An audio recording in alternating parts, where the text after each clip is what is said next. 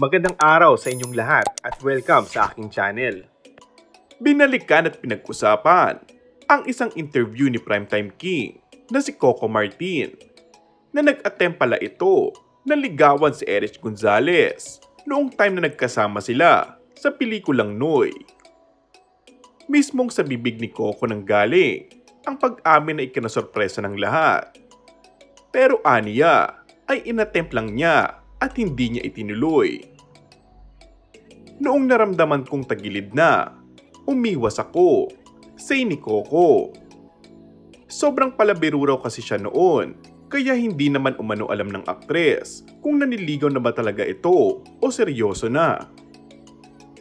Pero nilinaw ni Coco na hindi naman siya binasted, since hindi nga niya itinuloy ang panliligaw. Tinanong din kung hindi ba sila nagkailangan ngayon pag nagkikita pagkatapos ng mga nangyaring yon. Ayon kay Coco ay hindi naman.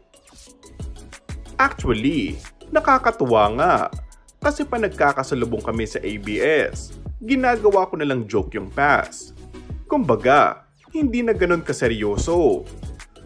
Siguro, sabi ko, kung first time namin nagkatrabaho noon, at bilang lalaki na nagagandaan ako sa kanya.